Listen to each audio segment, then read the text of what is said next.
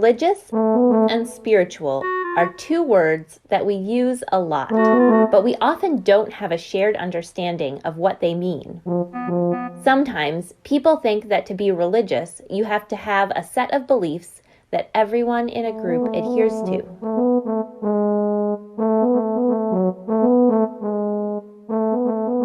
Sometimes people think that to be spiritual, you have to like meditation or yoga. Sometimes people use religious and spiritual to mean the same thing. And sometimes people will say very clearly that they are spiritual, but not religious. So, what does it mean to be spiritual? What does it mean to be religious? According to the covenant triangle created by Natalie Briscoe, spiritual and religious are two ways that we relate to our transcendent centers of value and power. This is a fancy way of talking about the ways we connect to something bigger than ourselves and to those things that are most important to us. We sometimes call that something bigger, that which is most important to us, our core values. We try to live out those core values in everything we do. Here at UU Nashua, our core values are wonder, authentic connection, courageous community, and love in action. So, in the covenant triangle, core values are at the top of the triangle. In the bottom left-hand corner, we put me. That's you as an individual. And on the bottom right-hand corner, we put we. That's us as a congregation or as a larger faith community. And the sides of the triangle represent the ways that individuals and communities relate to those core values. Spiritual is the connection between core values and me. It is how you as an individual connect to and live out those values. This could be an individual spiritual practice. It could be your individual commitment to working for justice. It could be the inspiration for your choices about how you live and love as an individual.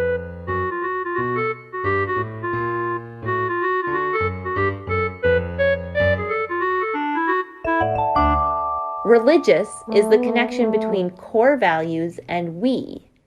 It is how we as a congregation or as a larger faith connect to and live out those values together. This could be coming together for worship. It could be our collective commitment to working for justice. It could be the way we make choices together about how to live and love as a community. Together, we live our values and we are transformed by them.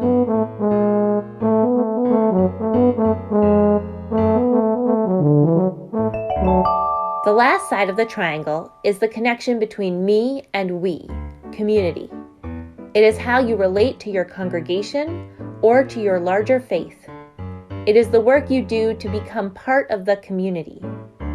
This could be through meeting new people and being open to learning from one another. It could be through a small group or taking on a leadership role. It could be as simple as showing up, being present to the community and to one another. In community, we find ways to connect and to be both spiritual and religious.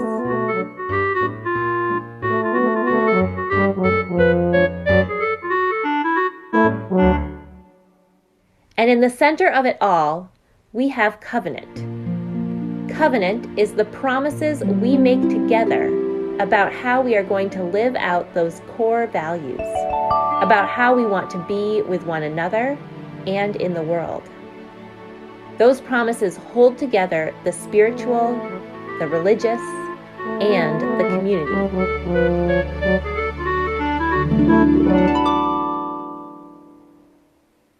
So I wonder how you connect to the different parts of this covenant triangle. I wonder what you do in your life that you would call spiritual. I wonder what you do in your life that you would call religious. I wonder what you do in your life to connect to your community.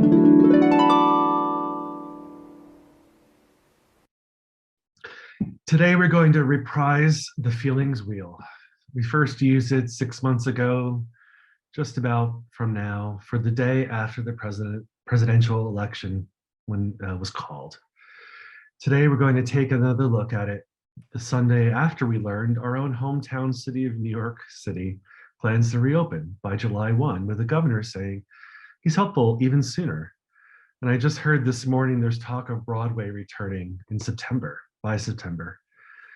We also all hold feelings for all the 1,000 other things going on in our lives not tied to COVID,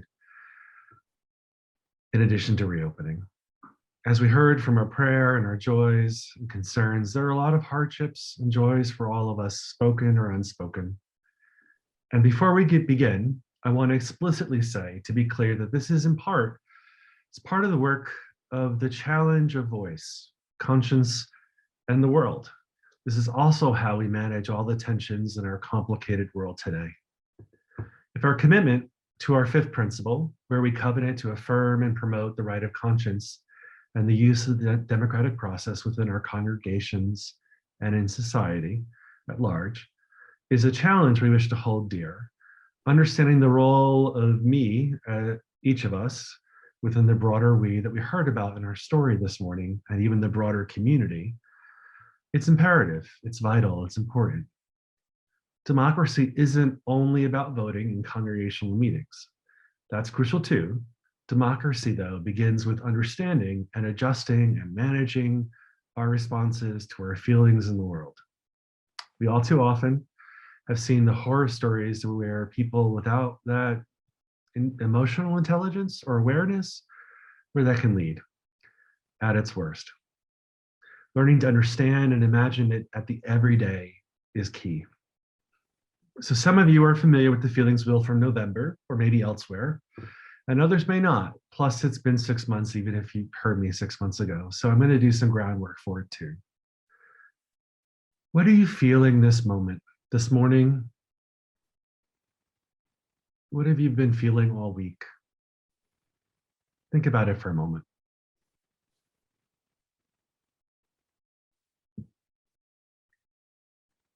I've been bouncing all week between feeling overwhelmed and grieving for family and friends, several who it's exactly about COVID and others totally unrelated. And that creates certain feelings tied to changes in the reopening status. And I have other feelings about how this might very well mean we might get to have a real summer again. And I was also super discouraged because part of me is still hesitant to believe that we're out of the risk zone yet. And I felt discouraged that we may be hitting the reset button too soon. And I'm not talking about all the arguments or logic or my brain right now, but how my heart is reacting, how very, very complicated it all is. And I don't have the answer, and that frustrates me. Sometimes the words, which we often speak of as feelings, are not really the root feeling themselves. They're more of a kind of adjective to a different root feeling that's hidden underneath. And coming to terms with the root feeling is often the best way of understanding our hearts and minds. Knowing what's really going on underneath can help us get some amount of control over the worst of it, or at least understanding of the worst of it. This feelings wheel, that's still a perfect, great. This feelings wheel on the screen is a great tool to coming to grips with the internal workings of our minds. The outer ring is often the adjective we think of on the surface, and each ring inside gets a little closer to what's really going on. So when I said I felt overwhelmed, I can see that it's rooted in anxiety. I don't really know how to handle being overwhelmed. I just think I need to shut down, but it doesn't really work or help me going on living my life. But I know more about what to do about anxiety. I learned a while ago that intentional slow breathing through it helps me with my anxiety. Maybe you have a different technique that helps you. On that note, a little bit of a public admission. I want to thank again all the leaders and congregants who reached out to me during this week, during all the chaos in my own family, including my friendship circle. Working on this wheel again reminded me that one part of the solution, at least for my heart, was to slow down, make more time for any kind of meditation, and to try to breathe more. That last bit sounds silly as much as it sounds obvious. And still, one of our fellowship members caught me, thankfully, not taking a breath last Sunday when I said I needed to after hearing some rough news live over Zoom. And they were spot on right. And I needed that reminder. So thanks to them again. When I said I felt discouraged, I can also find myself shutting down, but that doesn't help me either. Going into the next ring, though, I see it's really grounded in feeling rejected. And that's true in a way, though I don't really feel rejected by people who interpret all this differently. There is still a semi kind of feeling of rejection for all the work of being safer that I've put in over the last year, we've all put in. And again, this is where it gets tricky, the intersection of feelings and beliefs. Equally good and smart people can come to different conclusions without believing they're rejecting the other. And the underlying way our spirits work can be complicated. So in these times of change, we may have to be extra patient with one another because all of this is always in the mix. And if we hone into the central ring, all those feelings are rooted in for me, are rooted in fear. And that is super helpful for me to know. I know exactly what to do about fear. Face it head on where you can until you get to the other side. I can be present to fear when I can name it, in ways that I can't be present to feelings of overwhelm, don't know what to do with them at all, or discouragement. Even writing this all out helped me on Saturday morning to get more clarity and come back into my center. For me, I try to remind myself that this has been a very scary year and change during the pandemic. And whatever choices we make forward, moving forward, are scary in a way. Coming back too soon has risks, and waiting too long sacrifices more things. Both are scary for very different reasons. And that's also frustrating. Take a moment to look more at the feelings on the wheel that matched where you were this week or where you are this morning. Drill down to the next feeling, the next tier. How do you manage that when it's overwhelming? Or if your feelings are positive ones, what are they rooted in? Some of them surprised me that they were rooted in strength or happiness, or sometimes, like feelings of uncaring, I can respond to people with anger, and they're really expressing something that's more rooted in sadness. It can be hard to communicate with others when we don't understand the root feeling that's being expressed. This can help with that too. Let's take another 30 seconds to silently reflect on this meditation wheel together. This morning, I know for some of us, it's hard to read something when someone else is talking.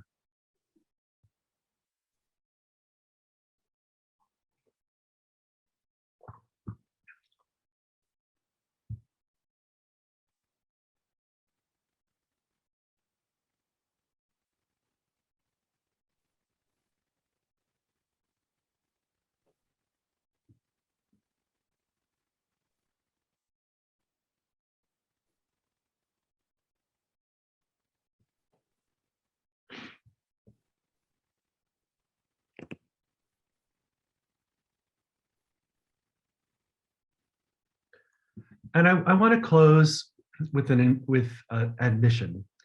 I did change a fair bit in the writing of this retake on the feelings wheel, although I had to do some reminders for folks. But I was shocked to realize that my same two core reactions to the news this week were the same two core reactions I had to the waiting for the results of the election back in November. The reasons were different. It makes me wonder, do you remember how you felt that week leading up to the results? Whatever your feelings about them were. Was the roller coaster similar or different?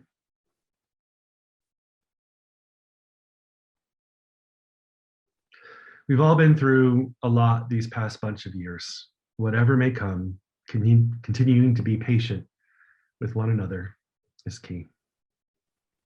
And now I'll invite Karen, who will introduce how we can help others in need before leading us herself in a meditation together. Thank you, Karen.